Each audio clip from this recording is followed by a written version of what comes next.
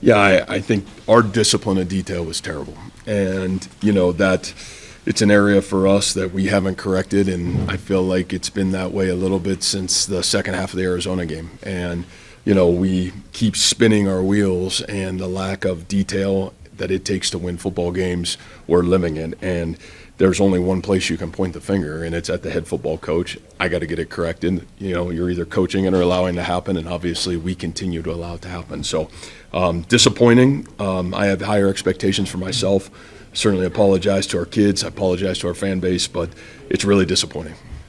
Coach, your teams are notorious for not having penalties. The last 2 weeks, they've been against that. How do you go about changing that?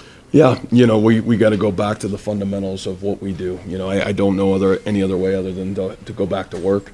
Again, that's coaching, and it starts with me, and so we'll work really hard to get it fixed. Are you seeing mental errors or physical errors in execution? I didn't see very many mental errors. I think it was just there's a physical execution in some critical moments.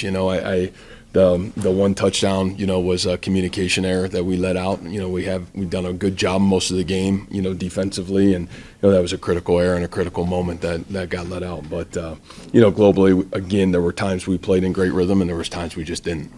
Coach, you rarely see a PI flag picked up. What was the explanation that was given to you? No, there was none, and unfortunate that there wasn't. And so it's really sad, and it's a really tough situation. Now, at the end of the day, we'll have to evaluate it, but that's a tough call. But again, you can't put the game in the situation where a penalty, is the deciding factor, and unfortunately, we did that today. Would you expect an explanation on the field from the official? Yeah, I would love to hear it. I think later on it sounded like they thought that the ball had no impact, that the DPI didn't happen until after the ball was thrown, which is not true.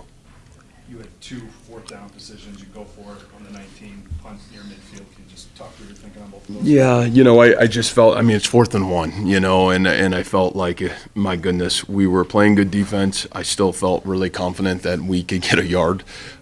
We didn't. Lack of execution. It was a great play called, and lack of execution. And then, on 4th and 9, we had 3 timeouts. It's 4th and 9, and I just felt like with the way we've been playing defense, we could be able to get off the field, and did a great job until the 3rd down situation, and they made a great play. Dom and Peppers. Yeah, Peppers is not good. I think he'll be out for the season. It's unfortunate. Great kid, and we'll just have to see exactly what it is, but it doesn't look great. And then Dom, I think, will be okay. It was an ankle deal that he struggled to just continue to be able to push off on it. So having a bye week, I think, for him will be really positive. Coach, talking about emotions in college football, do you think there was a hangover at all from your first loss against Cincinnati? Coming in here, Colorado hadn't been playing very well. What do you think was the difference here today? Yeah, I don't know. That's certainly a great question. I really thought we played pretty good football in the first quarter. We moved the ball up and down the field. We just didn't execute in the red zone again, So, I didn't think it was a lack of being ready, and I thought we played outstanding defense in the first quarter of the game, really in the first half.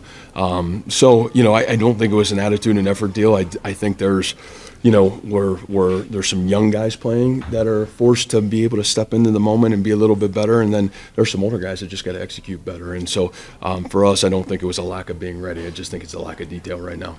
I guess I wasn't accusing you of not being ready. Oh no, it's a fair question. Yeah, just emotionally. Yeah, I didn't think it was a lack of emotion. I think it was a lack of detail from our end of it. So, but that's a great question.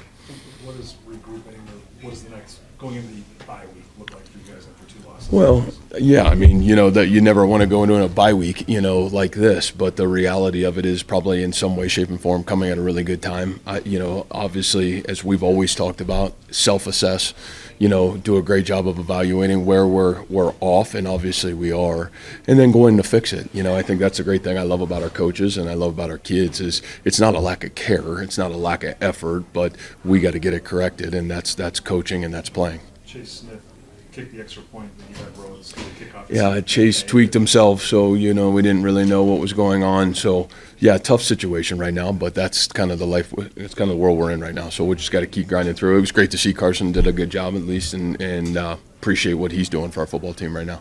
You're having the best luck with injuries, right? Well, you know what? That's part of the game. That's why they call you a team. Everybody good? Thank you. Awesome.